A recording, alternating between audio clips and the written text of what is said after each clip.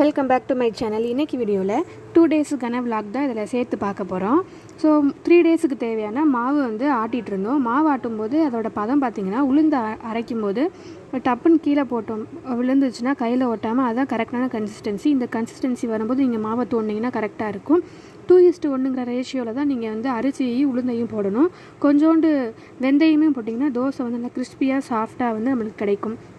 So மாவாட்டி முடிச்சாச்சு. அதுக்கப்புறம் கதமம் கட்டிகிட்டு இருந்தாங்க அம்மா. துளசி, கஞ்சாப்பூ, அரளிப்பூ இந்த மூணையும் வச்சு மிக்ஸ்டாக கதமம் கட்டிகிட்டு இருந்தாங்க. கதமம்னாலே எல்லாத்தையும் போட்டு மிக்ஸ் பண்ணி கட்டுறதுனால மீனிங்கு. ஸோ அதனால் கட்டிக்கிட்டு இருந்தாங்க. துளசியை 4 ஃபோல்ட் பண்ணி அதை கட்டிட்டு அதுக்கப்புறம் கஞ்சாப்பூ அதுலேருந்து கொஞ்சம் பிச்சு மேலே கொஞ்சம் கீழே கொஞ்சம் வச்சு அதே கட்டியாச்சு. அதுக்கப்புறம் அரளிப்பூ மேலே ஒன்று கீழே ஒன்று வச்சு கட்டிட்டு இதே கண்டினியூ ஆகிட்டு கொஞ்சம் கட்டிகிட்டே போனோம்னா கலர்ஃபுல்லான கதமம் ரெடி ஆயிடும். நீங்கள் கடையில் வாங்குறதுக்கு பதிலாக வீட்டிலே இப்படி வந்து 2-3 கஞ்சாப்பூ, கொஞ்சோன்னு அரளி, கொஞ்சோன்னு துளசி வச்சிங்கன்னா நீங்கள் வீட்டிலே ஈஸியாக வந்து கட்டிடலாம். பூ கட்ட தெரிஞ்சாலே போதும். இதை கண்டிப்பாக ட்ரை பண்ணி பாருங்கள். ஸோ அன்றைக்கி லஞ்ச் என்ன ப்ரிப்பேர் பண்ணியிருந்தோன்னா ரைஸு, பட்டாணி, உருளைக்கிழங்கு போட்டு குருமா பண்ணி வச்சுருந்தோம். அதுக்கப்புறம் சாம்பார், மாங்காய், கேரட்டு, முள்ளங்கி, அவரைக்காய் இதெல்லாம் போட்டு சாம்பார் பண்ணியிருந்தோம். லஞ்ச் அதோட முடிச்சாச்சு. நைட்டு டின்னருக்கு வந்து சாம்பார் வச்சு தோசை வச்சு முடிச்சாச்சு. ஸோ மேலே மாடியில் வந்து இந்த ஃப்ளார்லாம் மலர்ந்துருந்துச்சு. 5 மணி பூன்னு சொல்லுவாங்க. ஸோ நான் ரொம்ப நாளைக்கு முன்னாடி வச்ச அந்த மல்லிகைப்பூ வந்து வளர்ந்துருந்துச்சு. அது சீசனுக்கு தான் வளரும் போல். இவ்வளோ நாள் நான் பூ வரலைன்னு ஃபீல் பண்ணிகிட்டே இருந்தேன். இது மல்லிகைப்பூ சீசனுங்கிறதுனால டெய்லி பூ வந்து முளைச்சிட்டு இருக்குது. 4 மொட்டு வேற விட்டுருக்கு. ஸோ இது அடுத்த நாள் காலையில் தான் அந்த விளாக் கண்டினியூ ஆகுது. அன்றைக்கி மார்னிங் பிரேக்ஃபாஸ்ட்டு தோசை, தேங்காய் சட்னி தான் வச்சுருந்தோம். அதுக்கப்புறமா வெளியில் வந்து எங்கள் தெருவில் வெங்காயம் விற்கிற வியாபாரி வந்திருந்தார். அதில் அம்மா போய் சின்ன வெங்காயம் வாங்கிட்டு இருந்தாங்க. ஸோ நிறையா 2 கிலோ வெங்காயம் வந்து வாங்கினாங்க. நிறைய அள்ளி போடுங்க எங்கள் அம்மா அப்படியே பார்கெயின் பண்ணி வாங்கிக்கிட்டே இருந்தாங்க. ஸோ சரி இதை வீடியோ எடுக்கலாம்னு சொல்லி நானும் வீடியோ எடுத்து வச்சுருந்தேன். ஸோ அவர் கொடுக்க மாட்டேன் சொல்லிகிட்டே இருந்தார். எங்கள் அம்மா அதெல்லாம் போடுங்க, கொஞ்சம் பரவாயில்ல போடுங்கன்னு சொல்லி ஏதோ கடைசியாக ஃபைனல் பண்ணி அதிகமாக வாங்கிட்டாங்க. ஸோ எங்கள் அம்மாவே ஒரு கையில் அள்ளி எடுத்துக்கிறவான்னு கேட்டாங்க. அந்த அண்ணனும் ஓகே எடுத்துக்கோங்கன்னு சொல்லி போயிட்டாங்க. இந்தளவுக்கு லீனியண்ட்டாக நிறையா வியாபாரிகள் வந்து இருக்க மாட்டாங்க. கட் அண்ட் ரைட்டாக பேசுகிறவங்க தான் இருப்பாங்க. பட் இந்த அண்ணன் வந்து ரெகுலராக வர்றதுனால கொஞ்சம் தெரிஞ்சவங்க தான். ஸோ அதனால தான் இப்படி வந்து எடுக்க விட்றாங்க. மற்ற வியாபாரிலாம் நம்மளை இந்த திங்ஸை கூட தொட விட மாட்டாங்க. கரெக்ட் தானே? நீங்களும் இந்த மாதிரி ஃபீல் பண்ணியிருக்கீங்களா? இவங்க ரொம்ப வருஷமாக அந்த அண்ணன் எங்கள் ஸ்ட்ரீட்டுக்கு வந்து இந்த வெங்காயம், பெரிய வெங்காயம், சின்ன வெங்காயம்லாம் விற்க வருவாங்க. அதனால தான் இப்படி நம்மளுக்கு பிடிச்ச மாதிரி பார்த்து எடுக்க முடியுது. ஸோ அதனால தான் எங்கள் அம்மாவுமே பார்த்து எடுத்துகிட்ருக்காங்க. ஸோ அந்த இட்லி சட்டி நிறையா வந்து வெங்காயம் வந்து வாங்கியாச்சு. இது கிட்டத்தட்ட 2 கிலோ இருக்குன்னு நினைக்கிறேன். ஸோ அதுக்கப்புறம் அன்றைக்கி லஞ்சுக்கு வந்து பூண்டு குழம்பும், முருங்கைக்கீரை, பொன்னாங்கண்ணி கீரை தான் வச்சுருந்தோம். ஸோ முருங்கைக்கீரையை ஜூஸ் போட்டுட்டு பொன்னாங்கண்ணி கீரையை வந்து பருப்பு போட்டு கடைஞ்சி கீரை வெஞ்சனமாக வச்சாச்சு.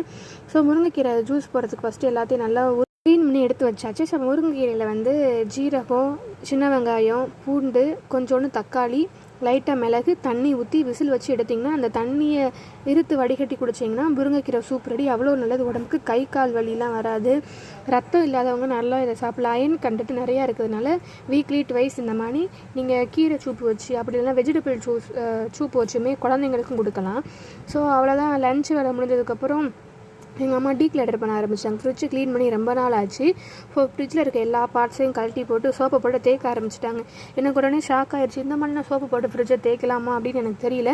இது தப்பு அப்படின்னா கமெண்டில் மென்ஷன் பண்ணுங்கள். எங்கள் அம்மா யூஸ்வலாக இப்படி தான் பண்ணிகிட்ருக்காங்க. பண்ணாதீங்கம்மான்னு சொன்னாலும் கேட்கவே மாட்டுறாங்க. அதில் எல்லாத்தையும் கட்டிட்டு சோப்பு வச்சு அதை தேய்ச்சிட்டே இருக்கிறாங்க. தண்ணியை ஊற்றி சோப்பு வச்சு தேய்க்கிறாங்க.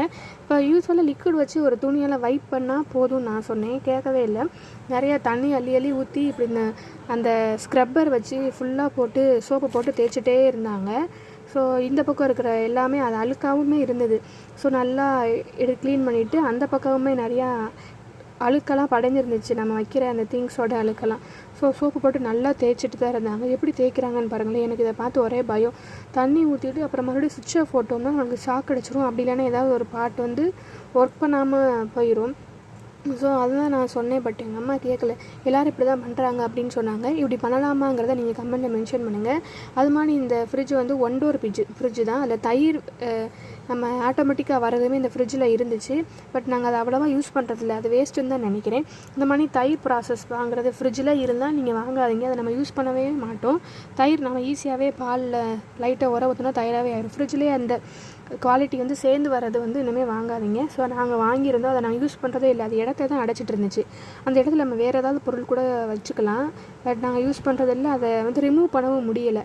ஸோ இது வந்து சாம்சங் 2022 மாடல் சாம்சங். இல்லை பட்டன்லாம் இருக்கும், நம்ம நல்லா ஐஸ் கட்டி ஃபார்ம் ஆகுறது, கூலு வெதருக்கு ஏற்ற மாதிரி நம்ம அந்த பட்டனுமே முன்னாடி கொடுத்துருப்பாங்க, அதையுமே சேஞ்ச் பண்ணி வச்சுக்கலாம். அந்த மாதிரி ஒரு ஃப்ரிட்ஜு தான்.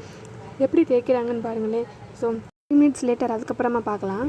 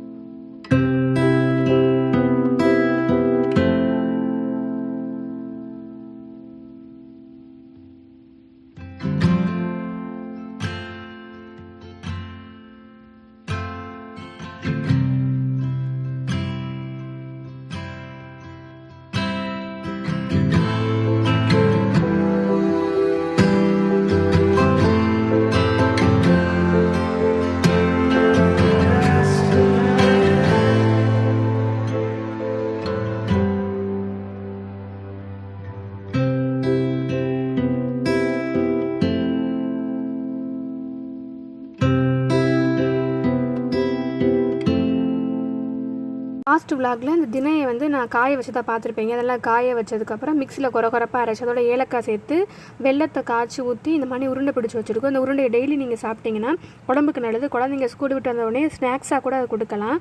கண்டிப்பாக அதை ட்ரை பண்ணி பண்ணுங்கள். ஹெல்த்தியாக கொடுத்த ஒரு சாட்டிஸ்ஃபேக்ஷனுமே நம்மளுக்கு இருக்கும். இது வந்து நம்ம பாரம்பரியமான ஒரு டிஷ்ஷும் கூட. அவ்வளோதான், இதோட நான் வீடியோவை முடிச்சுக்கிறேன். இந்த வீடியோ பிடிச்ச லைக் அண்ட் சப்ஸ்கிரைப் பண்ணுங்கள். இன்னொரு புதுமையான இன்ட்ரெஸ்டிங்கான நெக்ஸ்ட் ஒரு வீடியோவில் சந்திக்கலாம். Until then take care, bye bye.